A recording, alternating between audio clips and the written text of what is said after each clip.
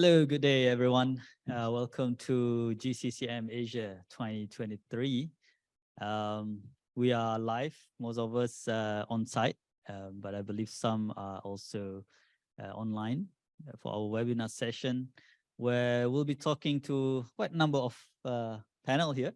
Very interesting lineup as well, very different background, very diverse. In terms of product range and also in terms of the field. But we'll be talking mainly about wholesale business in a data-hungry and AI age. You know, everyone is talking about a lot of new, interesting development that is changing the world as we've seen today. You have seen, you know, the latest Apple, what's it called? The Vision Smart. I saw it this morning on YouTube. I was so impressed with the number of cameras they have, and you know, front and back. And I was straight away, you know, thinking about, man, this is gonna consume like a lot of bandwidth. I mean, if you have 100 meg broadband at home, I don't think you're gonna be able to enjoy the experience, right? So we'll be talking to the panel today about this kind of interesting development. With us today, we have 6 different panels. We have Sander over there from StarHub, VP of Strategic Services. And then we have Ben Cooper, the Chief Architect of OneCode. We're gonna learn a little bit about the company, very interesting company as well. We have Charman from DC Connect, the Chief Commercial Officer. And then we have Andreas, from co-founder of iWonder, previously with a few different interesting startup like iFlix as well. And then Michael Kelly, owner of Pretium, a cybersecurity guy, right? And then we have Edsel from Eastern Communication, VP and Head of Product and Innovation. So since we only have 1 hour, and I hope we have some time for question and answer if possible, we'll straight away going into the topics here. I'll start with Sander first. With your experience in product management, delivering so-called differentiated value and enhanced customer experience before, and now I learned that you are managing system quite very various, like system integrators, managed services, data analytics, and all those. What do you see change in terms of the, you know, the industry, the wholesale perspective, or from the product perspective in terms of StarHub and in the whole range? Thank you for the question. And by the way, I love the way that Carrier Community put together this panel, because it's a very diverse range of industry experience. Out of the panelists, StarHub, the company that I represent, is probably one of the more traditional scene telcos. Right, so our wholesale business still has the network services, the voice services, the type of services that a lot of parties still wholesale today. My role, I mean, I'm part of strategic services, which includes innovation. I also co-head as head of product, which is in the wholesale product suite, and the network product suite is also partly under my remit. I joined, I've been in the telco industry for 20 over years, starting out in wholesale, and some of the challenges that we have are still the same, right? Prices continue to erode, bandwidths continue to go up, customer expectations tend to go up, and this also has taken, is seen in the type of products that we offer these days. Tawfiq mentioned the use of VR, right? So there is a virtual reality, cloud computing, puts different demands on the network, and there's a great interest in building low latency type of connectivity, which is still core to what many carriers do today. Aside from simplifying the network, streamlining the network, taking out technologies from a product perspective, and making sure that your network is operating at maximum capacity, well, at maximum efficiency, I should say, not maximum capacity, because many of us tend to build networks that are not at capacity. Building those products and selling those products today continues to be important. What many carriers have done StarHub included, is to go into the platform business. So what we're doing as part of our DARE Plus transformation is our Cloud X transformation, which is effectively cloudifying the network. And that's similar to what I see with other carriers, really meant to speed up the pace of product development and reduce the time it takes to bring things to market. Also, products are simplifying, right? So we no longer have that strict distinction based on technology, because once you build a network around the cloud, you have a lot more flexibility in what you deliver to customers. Then from a platform perspective, there's a lot of investment in security. There's a lot of investment in IoT, in newer voice platforms like CPaaS, and that takes a toll on wholesale product teams. Wholesale product teams tend to be smaller these days, fewer people. The expectations gone up, and despite the promise of doing agile type of development, the reality is that a lot of us still have to deal with legacy as well, and that just tends to slow us down. So in conclusion, I would say things would have, from a product perspective, things have definitely gotten harder. There's a lot of opportunity there, and I think that's what we're going to talk about next. All right. I might come back to you with regards to the wholesale industry, where you said that the people selling the services is reduced number, but the bandwidth or the product that you're selling is bigger. But we'll keep that first. See if we have time for that. Let us go to Ben first. I've been reading about you the other day. Quite interesting because the company was started as providing gaming platform, right? And it's grown now, I saw, into a bigger purpose, especially providing lower latency. And you were talking about Guam a lot, and I think yourself in the company. You, as the chief architect, you listen to the customer's need and build products around it, right? Because I think that's very interesting, because knowing what actually the customer need in terms of lower latency in a certain segment, especially the gaming, it's very important. And I think it's quite different if you talk from the wholesale perspective.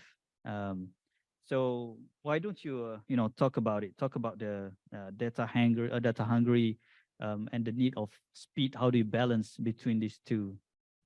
Yeah, sure. Thanks for the introduction. Yeah, so on the for the people watching quickly, OneCode is a high performance infrastructure company. And what that means is that we have a couple divisions. We've got a wholesale carrier division that operates the low latency backbone, and then we have a cloud team division that operates all the infrastructure on top of that network. And we essentially internally the infrastructure team acts as a customer of the internal carrier. And when it comes to like you said, the low latency, we're more and more saying to people now, we're building for things that aren't built yet. So we listen to the existing low latency requirements, but then we go back to the R&D team to see if we can go past that, because we know if they're asking for, say, X today, tomorrow they're going to come back and say, actually, we need Z.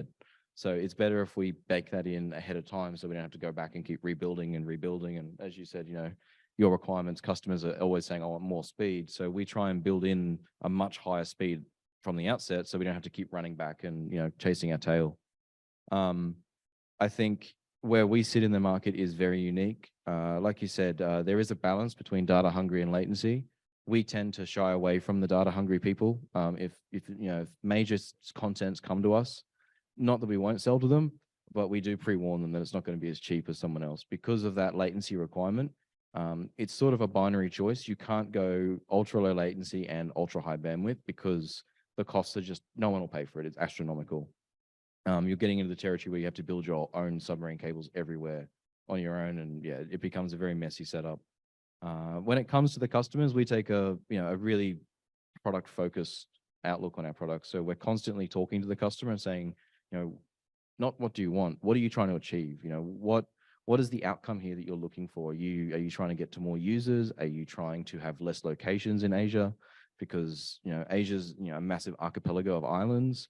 So we say, are you trying to mimic what you do in America where you have two locations? And if so, here are our two low latency or neutral latency locations we operate. Or are you trying to get into countries to, get around bandwidth limitations in country? And then we tailor the products or we add those features in so that rather than ask what you want, because as some people here would know, sometimes the customer doesn't know what they want. They just know they want to get the job done, but they don't actually know what they need to have to get the job done. So you focus on what the customer outcome is, and then you build to that outcome. How about the gaming industry though? I mean, how hot is it? The gaming industry, I wouldn't necessarily say is hard. It's just different. It's a very different mindset. Especially when you are operating a wholesale telco across Asia. Everyone always has these minimum bandwidth requirements, and gaming is actually very low bandwidth. You'll fit 1 million players inside a gigabit. So it's a very small bandwidth, but it's very latency sensitive. What a normal carrier go, oh, look, we're busy, we'll just send all the traffic to Hong Kong.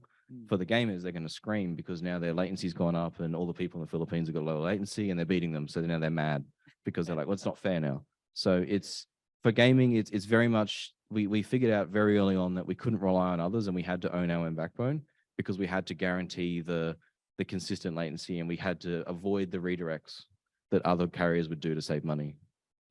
Yeah, interesting. That's new to me. I didn't know that, it's actually lower bandwidth. It is, yeah. Like I think on most gaming, we operate on a calculation of 90 kilobits a user. It's very, it's marginal. Like you said, people are looking for gigabit internet now. Yeah. But on most carriers we talk to, the gaming traffic doesn't even show on their monitoring because it's so small. Like none of their monitoring systems are even noticing that. They think it's just other traffic. They don't realize it's all gaming traffic in this segment, but they don't notice because it's so small. Interesting. Okay. Cool. That's something new to me. Okay, let's go to Sharman. Congratulations. I saw that this is almost your first year as the chief commercial, right? The last time we talked, I think different role. And you mentioned last time about blockchain technology and then artificial intelligence that enabling new approach for faster commercial transaction. I think one of your product is decentralized autonomous organization, or DAO, right? How do you say it? DAO. Yeah. It might be foreign to some people. It does to me at the beginning. Now I read about it, so a little bit unforeign. But how do these new technologies help in terms of the wholesale industry? Because is it really focused on enterprise or on a wholesale? Can you elaborate on that? Wow. Okay. Thank you. How much time do you have? Because it's a big question about the DAO. I'll keep it short, right? Decentralized autonomous organization is something that if you don't know what it is, I'm not going to explain and teach you what I mean in 10 minutes. But the thing is, right, it is changing, for me, it is changing the telecom world, right? I always used to make a reference to a quote made by Jensen Huang, the NVIDIA CEO. He said, ChatGPT, everyone knows ChatGPT, right? ChatGPT is the iPhone moment of AI, right? I'm going to use the same analogy. I would say the DAO is the iPhone moment of telecom industry. Now, I don't put it lightly. What I'm saying is, right, before I talk about what DAO mean to me, maybe I should start talking about how we as a centralized organization run a telecom network, and then I move to a decentralized environment.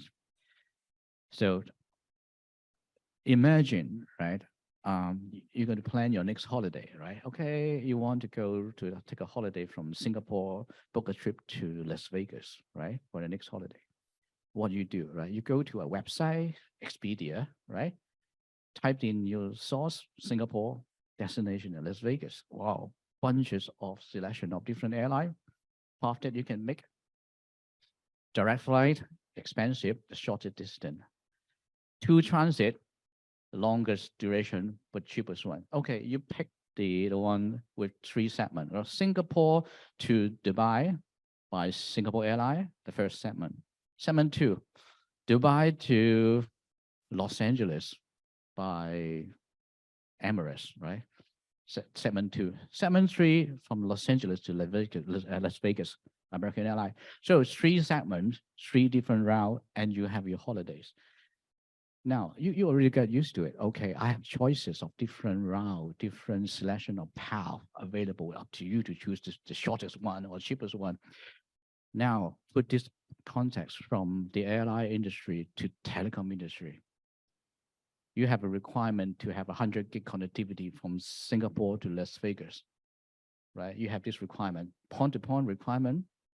This time is not for your holiday, right? It's for your customer. Now, you can also have a choice of direct route, or a tier 1 carrier might offer Singapore to Las Vegas direct route. Expensive. We know they're expensive, but you can also have a choice to have 3 segments. The first segment, Singtel or StarHub, do the Singapore to Dubai, the first segment, right? Second segment, Dubai to Los Angeles, could be from Etisalat, right? The last segment is AT&T, right? 3 segments, 3 telcos cascaded together to form a path. So this path will have a lot of competitive advantage. This might be cheaper, right? Maybe the distance is slightly longer, but you sacrifice that with a reasonable price, but you pick for that one. So in order to do that, DC Connect is doing that already. We have an algorithm to do things just like what you did in Expedia. Put your source, put your destination data center, and boom, we have a multiple path available to you to pick based on your latency requirement, based on your price requirement, or the best path that you can pick. So best is in terms of SLA or quality, whatever you define the best path is up to you. So we already have this sort of algorithm that is available to the market. Let customer, wholesale customer, to pick which one that they want with different price. So we do not only offer my on-net resources. In order for me to do that, I must have off-net partner helping my network to build my on-net and off-net. So it's multiple off-nets. On-net, cascade with off-net, 3 segment, right? Say 3 men. I must have 2 off-net partner somehow in between. Now, how can I do it from a centralized environment? So I have a lot of NNI locations. I have an NNI in Dubai data center. I have an NNI in Los Angeles core site data center, so that I can make these 3 segments added up together to form the point-to-point path, right? Because I invest into a lot of NNI location. That's why I have a holistic view about the whole global network. I know where my NNI point. I have algorithm, not yet AI, but algorithm, right? Well, AI, I'll leave it in a minute, right? I have algorithm to calculate what's the best path. It could be multiple paths, but I have algorithm to do that. Because I'm running under a centralized environment, I know every single pieces of NNI location in the world. So one day, one of my customers come to me and say, hey, you guys, if I use your service, you own everything, you see everything. So I'm a little bit uncomfortable to do that. And then this just sparked me off with the ideas. Hey, what do you want then? I say, well, can you do something that like Web3 is doing, right? This guy coming from a gaming industry as well. They will say, I do a lot of coding. I can do a lot of programming. I can just file off different container everywhere in AWS, right? Just by a couple of code, a piece of code, I can do it. But you know, if I do it this way, I have to rely on some cloud players, right? Once again, centralized. They don't want to do it, right? Think about it. If this is a crypto company, yeah, cryptocurrency company is not gaming. So wow, I don't want all my validator server all held in AWS, right? No control. Even they are scattered around everywhere, but once again, it's under AWS control. So they don't want it. They come to us and say, hey, I want a solution. Can you guys doing telecom, can you do decentralized environment like the Web3 telecom network? Is it really exist? Does it really exist? How can you do it? So here come the Televerse DAO. So decentralized is something that in a nutshell is something that you say, oh, it's not owned by a single entity. It's not owned by DC Connect. It's not owned by you, not owned by you, but it's owned by all the different participating members. They each have a voting right to make decision on what this DAO company will do. Now, there's a pros and cons about that, right? But the thing is, right, no one can own it, right? So we throw this idea into the telecom partners. We were in the MEF meeting last year, talk about this project. Hey, we want to work out a DAO telecom network. So how are we going to do it? Disconnect. We have our own vision about our own network. Mr. AT&T, you have your own network, right? Mr. StarHub, you have your own network, right? And you guys, well, Eastern Telecom, you have your own network, but you can only see your own stuff. Okay, in this case, we have a DAO system or allow everyone to onboard into the DAO so that you share all your information to the DAO so that the DAO is like a god. They see everything, right? This happened in the public chain. Public blockchain, everything is transparent. Now, in order to do that, there are two challenges. Number one challenge, I said, oh, hang on.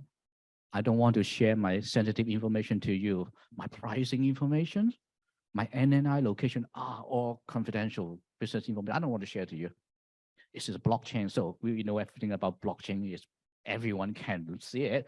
It's untamperable. It's transparent. So challenge number one is it seems to be contradicting each other, isn't it? I mean, blockchain is everything, but I don't want to share my business information, but I want it to become decentralized. How am I going to work? So we have some clever solution on that. It's something called the zero knowledge EVM. Yeah, I know there's the blank faces here. Yeah. What's the zero knowledge EVM? Something that can solve the problem. I'm going to go to this in a little minute, right? If we have time, right? Yeah, but the thing is, right, with this new technology, I can make sure that if you want to become part of the DAO, the commercially, you can have the ability to share or not to share your private information with certain participants. If I'm AT&T, this is Verizon here. No, I'm not going to share with you. Oh, but this is friendly StarHub. I'm going to share my NNI information with you. Don't worry. So I will going to work with you as my off-net partner to build a path to sacrifice the customer needs. So that is the sort of thing that we spend a lot of time and effort to do. So if I have time, I'm going to share with you a bit more about that particular things. There'll be thank you. I have an interesting question about that as well, in a little bit. Hopefully you have time. I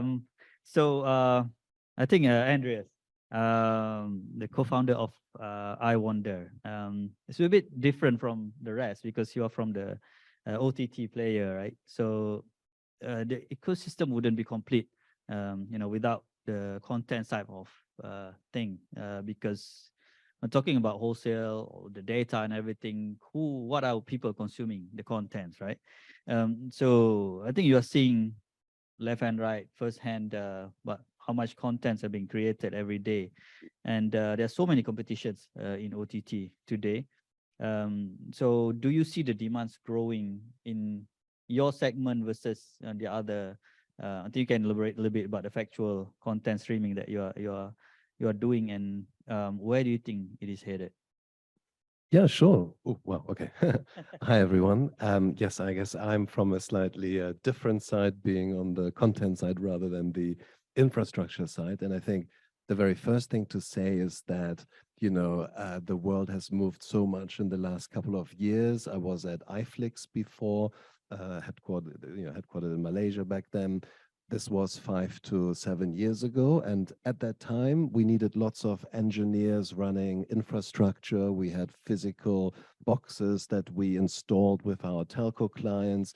And we had to do a lot of infrastructure work to make sure the service is running smoothly. Since then, we founded I Wonder 4 or 5 years ago. We are completely serverless. Everything is running off the cloud. Everything is running fantastically through the help of the great partners we work with, AWS, we host everything, and our CDN providers and everything else. So it's a completely different world right now, which makes it much easier for everyone concerned, but obviously off the back of the great work by everyone in this room to make sure that the number one thing is in place, which is it doesn't buffer, it works when I press, and I can consume content. I think overall, content-wise, I mean, it's no surprise to anyone that 65%, I think 2/3 roughly of all internet traffic is content, is video content. I think it's growing overall very fast, so about 20–25% every year. or the other way I look at it is it triples every 5 years. So it's really going up a lot. It's obviously coming from two different sides. It's the number of people is still growing, of course, across the board, and the resolution is changing. So, you know, the more we watch 4K and soon 8K, that has huge demands on the network and all the rest of it, as we all know. In our space, it's very interesting. We are only focusing on documentaries, so factual content. That's where we see a big gap in the market. We essentially, you know, are passionate about the content. We did our research back then. I personally tried to learn more about, I think it was China at the time, and couldn't find anything on Netflix or on YouTube or anywhere else, and decided to dig a little bit deeper into why it was so hard to find some great, I think it was some BBC documentaries I came across on Vimeo, of all places, at the end of it. And I realized that in the content world, there's still a lot of, I guess, mismatch of supply and demand. Technology has made it much easier to create content and also edit it in a very slick, kind of almost Hollywood style way, to the extent that in our industry, in documentaries, looking at just IMDb data, I think about 100,000 new documentaries are made every 3 to 4 years. And that's a huge number. And most of them fall through the cracks. And that's what we want to do. And we go to the film festivals. We have extensive relationships. We have lots of filmmakers contact us on a weekly basis to look at their projects. And from those, we choose the ones that we put on the platform and ultimately try to connect storytellers with their audiences. To your question of competition, yes, it's much easier now to start a streaming service. As I said, you don't need any infrastructure. You can, of course, but you don't need to yourself, let's say, invest in cables or lots of physical infrastructure if you don't want to. Also, everything else has been, you know, made much easier in terms of, you know, content management systems and everything else you want to do. But the number one thing is obviously still the case, and that is we all are busy people. We all have different needs, different demands, and different things that we watch. You know, if you start a service like ours, I think you need to be very clear on the why. Why should you exist, right? Why should people give you their time? And that's what we think about all the time. And we see that gap in the market of trying to bring, you know, great factual stories, documentaries based on real stories, real events, for people to learn and be entertained by. And that's what we do at I Want Them. But you mentioned that it's getting easier to start, and the platform is already there. But how much challenge do you see delivering the contents to the end consumer in Asia? I mean, not talking about Singapore, of course, it's easier, faster internet here, but other places, how do you see that? No, it's a great point. And I remember in our iFlix days, we ran some direct comparisons of Netflix and iFlix. We had sometimes the same films, and we compared it in Indonesia or in the Philippines and elsewhere, how, you know, buffering, how the quality of the service was. And we actually saw that iFlix was outperforming Netflix at the time because it was very much focused on, you know, emerging markets, let's say, or developing infrastructure rather than the, I guess, Netflix global top-down approach. I guess at the time it was helped by having, you know, relationships with all the telcos, PLDT, Telkom Malaysia, etc., with literally physical infrastructure connected to the networks in order to provide the best customer experience. That has all just moved on a lot to make it much easier now. With, you know, obviously every partnership you have is beneficial for you to do that. And we all know that people have very low thresholds on accepting buffering when it comes to consuming entertainment. And so you obviously need to make sure that is in place. But beyond that, from a, you know, technical perspective, it's more tweaks and optimizations. And, for instance, for us, we need to look at, should we work with different CDN providers in various countries, because they will, provide or have a stronger setup in terms of the content provision at the end of the day. And so it's a lot of, I guess, looking at the data, looking at where you have gaps, and looking at, where you can improve on your service provision at the end of the day. Cool, cool. So I think, towards the whole journey of consuming the data, I think it's very important.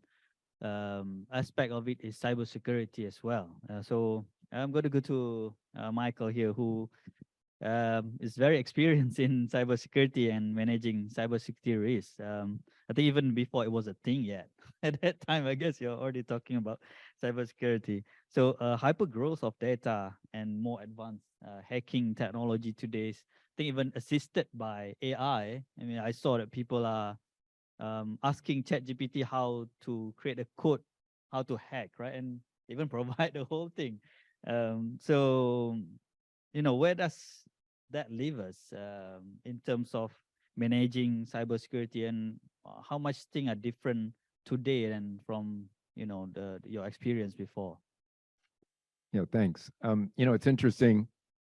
I was involved in a startup telecom services company with, in fact, other people were in this room, and in the early 2000s, and we actually offered a security service at that point in time, which was down to packet level inspection. To be frank, most of our customers didn't even understand the offer, and we also didn't think about security for our own systems nearly as much as is needed today. Right. So today we have a situation where, as carriers, as telecom providers, we need to think about how do we protect our own systems, and that includes our infrastructure, that includes all the systems we use. You've heard increasingly that we're using all these software and capabilities in order to provide services. How do we protect those? And then how do we provide services to customers that are also can help them to be more secure? So the question becomes why? Why is this so? What's changed? Well, to some extent, the whole attack surface has changed. So if you think about it, as telcos, as wholesale carriers, we're now more and more involved as critical infrastructure. That means that organized crime is interested in attacking. It means that nation states are interested, not just to get the data, although that's part of it, but to find out what is happening. How do they disrupt it? And to set things up maybe for the future. So what we have is a situation where, yes, we have the old-fashioned, you might say that the standard ideas of firewalls, but and the like, to counter different kinds of attacks. And we have attacks like phishing and malware. And malware just in Guam, right? Last month, we have the idea that supposedly China is using malware to attack military bases in Guam in order to figure out what's going on in the telecoms, et cetera, right? Out to Asia. So these kind of things still work. But in addition, as you mentioned, we have some new capabilities coming in. We have AI that's being used to try and set up some of those attacks, even to assist as the attacks are ongoing. So they can plug it in and say, this is the kind of thing we're in the middle of, now what do I do? All right, so that's happening. We have things like blockchain and smart contracts. Well, yeah, that helps to enhance our security in some respects. However, those things are also a means of attack. The deployment of a fix for a smart contract was the way that we actually had a cyber attack within the last couple of years. So you talk about that, but there's an example where you have to watch even for your services, even for something that we would say, oh, that's secure. We have things like quantum computing coming in that is able to go in and look at code and potentially decrypt things that we currently think are quite, not able to be decrypted in any reasonable time. So we have to think about how those are going to be dealt with as well. All of these become more important. I think that one of the things that, I go around and I'm talking to various carriers here, and most of them sit there and say, well, it's not something we necessarily are too worried about. Well, that's interesting. I just spent 6 years at a major international bank, right? And we, as part of that bank, we conduct third-party security assessments on the vendors. Carriers, telecom carriers in general, were somewhat exempt from the detailed, what were called TPSAs that were done. However, one of the new kinds of attacks is called a supply chain attack. Because of that, everybody is starting to look into third, fourth, fifth parties. All right? It means that you as carriers, we as carriers, right, are going to start seeing major banks, other major organizations that are going to come in and say, we want to conduct a third-party security assessment of you. You're going to need to understand what you do for security, why you do it, how well you do it, and what it means to your customers and your customer's customer.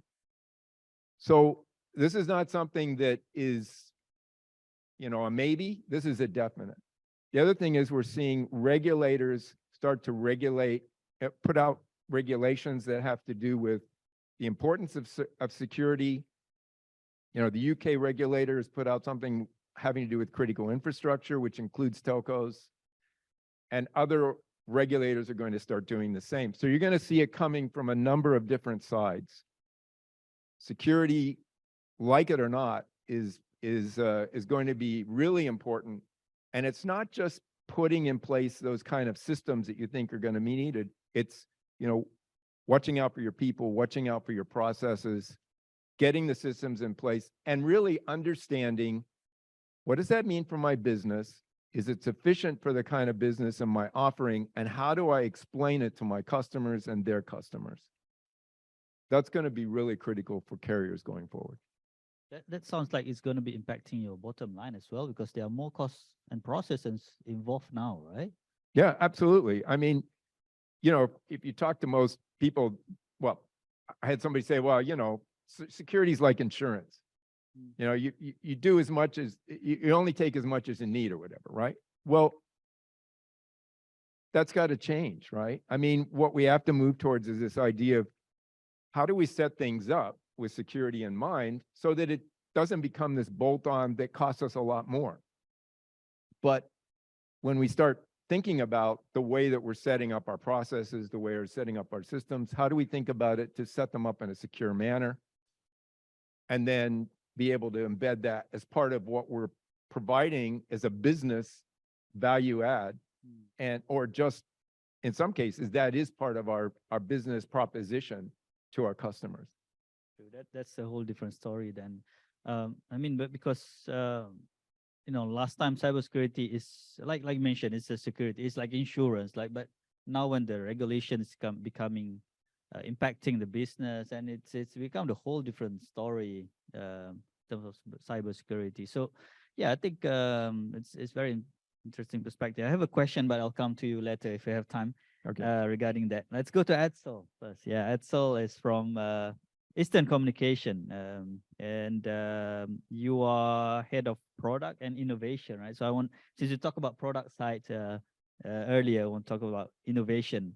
I want to listen to your input on the growth, especially on the cloud, on the XaaS, because as your product development is going around that way, how do this transformation to digital and cloud impact the carrier business model?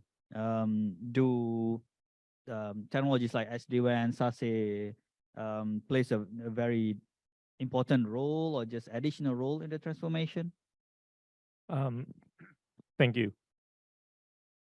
Again, I'm coming from Eastern Communications from the Philippines, a very diverse and we have we're living in an archipelago with different islands, 7,000 plus islands. And you can just imagine the challenges in connectivity all throughout the Philippines. So when I was listening to another product guy, StarHub, how the development of the product in StarHub also responded in the market needs and with the insights also coming from Ben and Sharman about the low latency, or no, I guess with from Andreas about the low latency applications also being demanded from the different telcos, and synthesizing with the insights coming also from Michael about the cybersecurity. It's not only about the SD-WAN, it's not only about the SASE, but I guess the product development that we've done in the past, I should say 3 to 4 years, reaffirms that we are doing it the right path for our market, for our customers. Coming from the company that has been in the market for 145 years, Eastern is the first telecom company in the Philippines. We opened up the Philippines to the rest of the world way back during the Spanish colonization era, using the telegraph and the telephone, something like that. But only recently, around 4 or 5 years ago, when we realized that we need to respond to some other customer demands other than connectivity. We were purely a connectivity provider, used to be a purely connectivity provider before.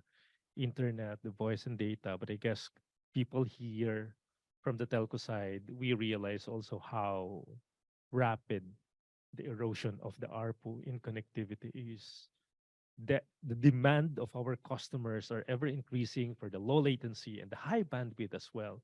But the ARPU is really rapidly decreasing.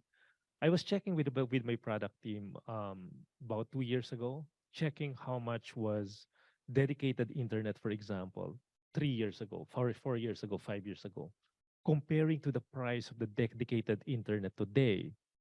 In some other major CBDs around the world, it's around 20 to 35% erosion.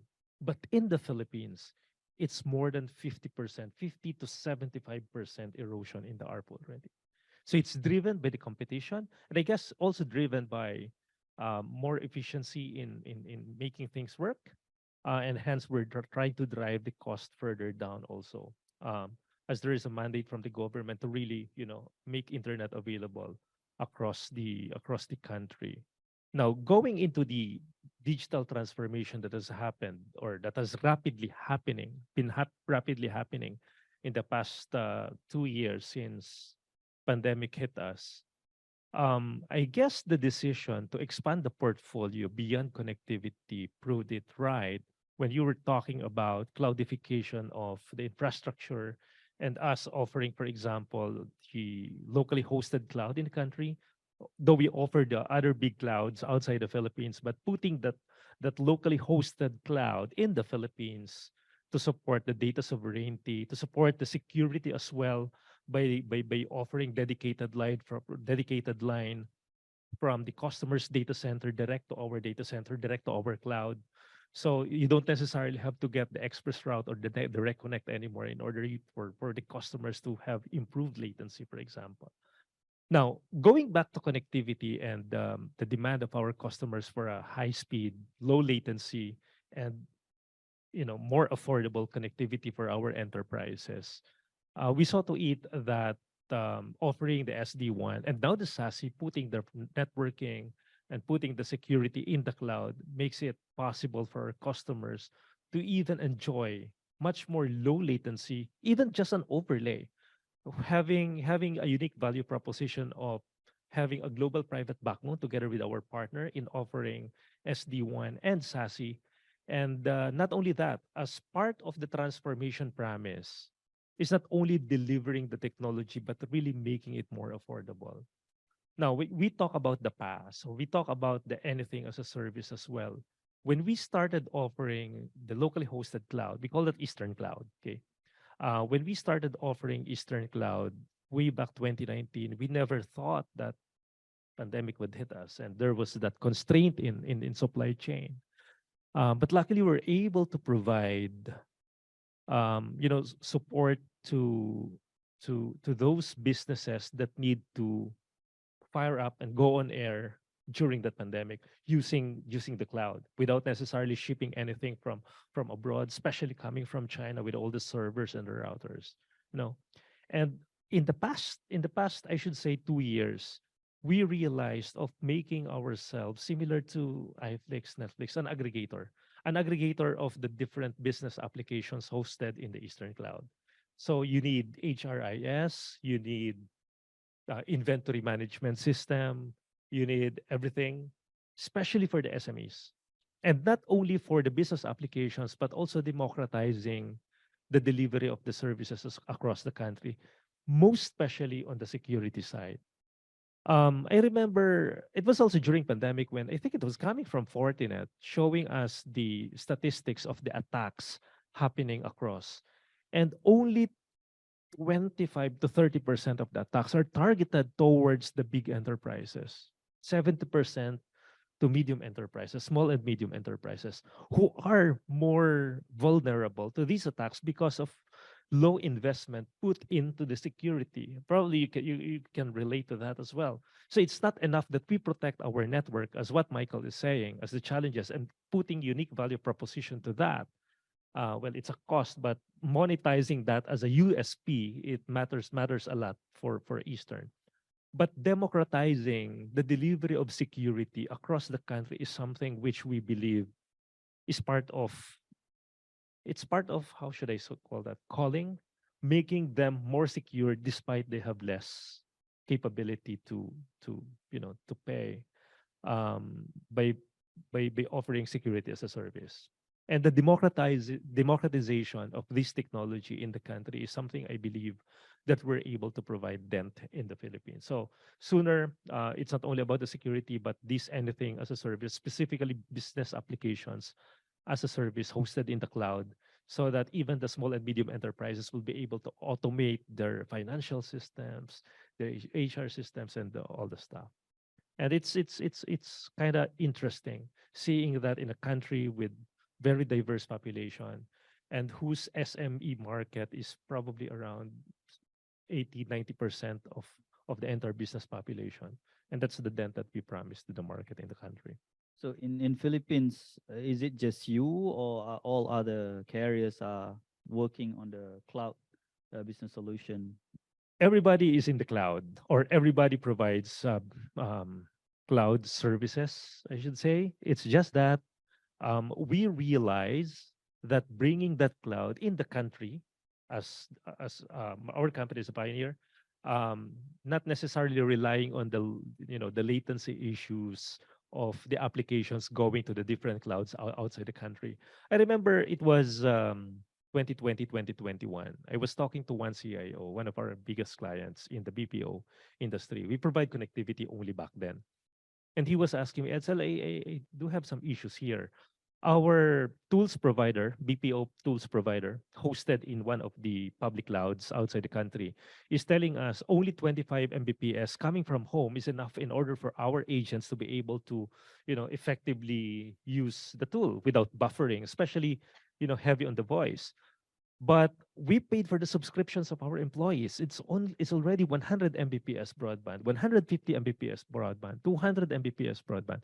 Well, of course, that's still way lower compared to your subscriptions in other countries. But the minimum, they were saying the minimum is only 25 Mbps. And how come our agents subscribe to way even higher broadband speed is still encountering low latency and garbled messages and all the stuff? That's when all the agents were sent home to work from home, right? And we just had to explain, if these are broadband, of course, this is contended when you go outside the Philippines. When you do speed test and you speed test only the test server in the data center of these telecom companies, it's artificial. But when you go outside the Philippines, since that is a broadband subscription, but if you bring your applications in the locally hosted cloud, that we don't have to rely anymore in the wet segment outside the country, right? And not only that, the dedicated connectivity from your data center to my data center, if you talk about the security, then we can address that and all the other stuff. Interesting. Well, I think that's pretty very broad thing that we cover across from product innovation, security, even content and OTT. So I would like to welcome anyone if you have any question from the floor.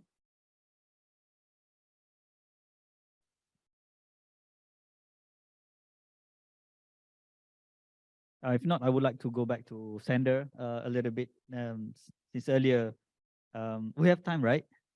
What, 10 minutes, right? Okay.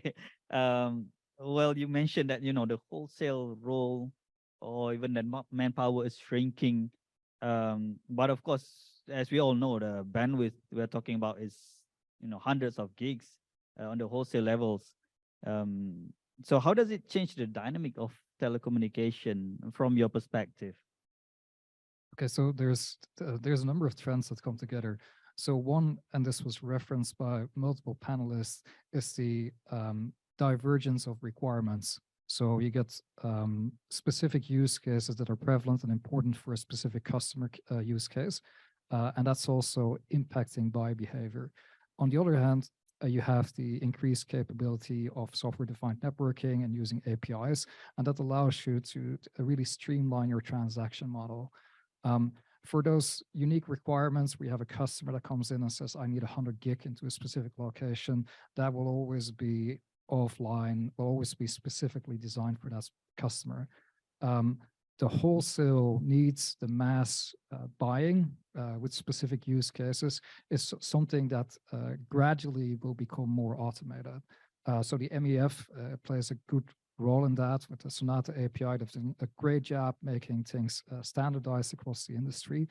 And that really gives us carriers a way to get away out of the mundane thing of transacting and focusing more on building these value-added services, as were referenced, that give value to our customers. Okay, makes sense. Since you mentioned, Chairman, my question would be, like you mentioned, the example of, similarization between those and the Expedia, where people can go online. And so in our experience, when Expedia, the like of Expedia or the other as well, when they start to provide a platform for people, retail consumer to use it, there's a big shift from previously wholesale, in terms of ticketing, like agents and all those, where people have to go to agents to buy flight tickets, and then consumers started just using the platform. So there are people in the middle, like the agents, who don't have things to do anymore. So in your world, how does that change? Does consumer or retail go direct to you, enterprise, without going to wholesale? Right, thank you. I see not much different. Even the ticketing, they can serve, they have an agency, right? You can buy from airline directly or through an agency. It's still up to you whether you want to decide to do it. For us, GCCM, we are a platform company, right? We put all the different API partners together, right, through the MEF Sonata Center. So we bring them all together, create an ecosystem allowing resources to be shared. Now, either you do it, either you do it in the centralized way or decentralized way is another question, but we can manage to get hold of all the resources together and allow the consumer or wholesale partners to pick whatever they want. So this is the key things. At the end of the day, I do not believe a single carrier can cover the whole world. Not a million chance. No, it got to be collaborations, right? We have a partner in Latin America. Well, good API partner. Work with them through API. I'm not going to invest in Latin America, right? Similarly, this partner not going to invest in Southeast Asia. So we're going to see this happening a lot. Airline industry has been doing it for a long time. Code sharing, frequent flyer program, share resources. Telecom carrier do the same things. We need API to do that. We need software-defined network to do that. One last comment is, at the end of the day, I see everything will be software-defined. Software-defined data center, software-defined networking, put it all together with all the new generative AIs coming in, right? You are going to have this sort of software-defined infrastructure. I don't mean just by networking. You must put a software-defined data center with network, everything bundled together in order to solve the generative AI problems that eventually will generate. It will become a major problem, that a happy problem for us that we can help to solve the solution. But it will happen if we keep on doing it the old way. I don't think it's going to happen. Well, think about that. A data center could be a computer. The whole data center is a computer to serve one purpose. It's to serve the generative AI thingy, right? It's going to happen. So how are we going to position with this coming in? So to me, software defined everything. So eventually we're going to do that. That becoming lasting for us to do the human. Okay, let's go to Andreas. I mean, regarding the similar thing, I think as I know, are you the user of this, right? Platform, because you're not from the wholesale. So how do you react to that? Like now you are able to directly purchase or use all the bandwidth without going to the wholesale. So what's your input?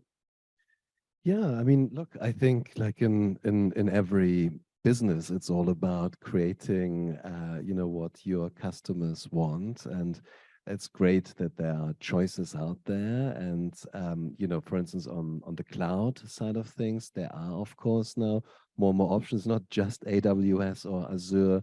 All the carriers are now entering that, and there's some really compelling offers coming out as well. And everyone will pick and choose what is best for them in that case. I think it is in the interest of everyone to keep it as modular and easy as possible, because that's the fountain for innovation. Because if it wasn't, if there were very high barriers to entry, no one would start anything. You would just be the big, I guess, well-funded corporates that would be doing this or that. And the way it is right now is a wonderful, I guess, opportunity for new innovative services to be created or to expand into. We're looking at a lot of AI stuff as well. To give you an example, I was at a AWS conference recently here in Singapore, and they were talking about, or one of the guys I met had a very interesting product where he basically was able to create a avatar on his computer of, let's say, someone from our films that you could now interact with and ask questions to. And he showed me a demo of all people of Donald Trump, with whom he had in the voice of the person speaking. There's so much that you can do, that technology enables, that technology facilitates. And all the innovation that can come from that, I think, is good for everyone, because ultimately customers will enjoy it. And obviously on the infrastructure side, it creates whole new opportunities and chances for everyone. Interesting. Yeah, I mean that also impacts a few things though. I mean, when you have that technology, now your factual contents could be non-factual contents, because there's an AI person talking about that. Yes, and actually it is something that is, I mean, we're just very curious to see how that develops. It's actually a little bit scary. The deep fakes out there. I don't know if you guys have seen the Tom Cruise ones. The first time I saw that, I couldn't believe that that wasn't real. And so certainly that's going to shake things up. At the same time, it provides new opportunities. And we all saw the Apple announcement. People love to travel, people love to expand their horizons. And now, for things like virtual reality, let's say you can walk down the streets of Rome or anywhere else, which for us, where, we have travel documentaries, people love to explore the world and are curious around the world around them without necessarily having to visit it. That provides whole new opportunities as well. But yes, the deep fakes and all the what's real anymore is certainly interesting to observe. Okay. Yeah. I think maybe last question. Unless if anyone has any other comments on those, I think I want to ask Michael one last question. Since you're talking about people are relying, everyone's talking about cloud platform. So a lot of actually cyber security risks have been mitigated by using this platform. So do you see how much more do we as maybe the ISP or even the consumer have to protect themselves? Is it more or less, since there's also already a layer there in the cloud? Yeah, that's interesting. I can tell you that the bank took over a year setting up the security safeguards, and then they weren't even before we went on to AWS. And even those at that point in time was sort of, this is the initial capability and we'll add more. So the idea that cloud is inherently secure is partially true. All right. And what I mean by that is that a lot of the cloud providers have security capabilities that you have to make sure and turn on or not. But you, as the user of that cloud facility, are responsible for your data and your use of those cloud facilities, right? That means that you are ultimately responsible for how you use the tools that are there on the cloud. And you can't just say, oh, you cloud provider, you're responsible. It doesn't work like that, right? But yes, the cloud providers are big, and in many cases they're able to fund some of these new capabilities and tools that a smaller company or even a big company can't keep up with, and that's good. But the data and the protection of the data and the protection of the quality of service and the resilience of your service is your responsibility. If you don't set it up correctly, you won't get what you need. And so it's a false idea that it's automatically there, and needs to be, people need to understand that. Oh, okay. Yeah, so that's I mean, in the world today, has so many technologies, so many things are being provided to us that we thought that, okay, everything is secure now that we are on cloud, but it's not. So there's so much things. All right. So I think that's pretty much our time, right? We thank you, all of the panels. I think please give a big round of applause to everyone here, and keep in touch. If you have any other question, you can stay and ask separately. On behalf of GCCM, we'd like to thank everyone, every panelist on board. And to everyone, please enjoy the rest of the show. And, let's keep the thing going in terms of technology innovation, in terms of this space, and building the whole ecosystem for our future in terms of telecommunication and the whole communication aspect. With that, I thank you, and we'll see you at our next event.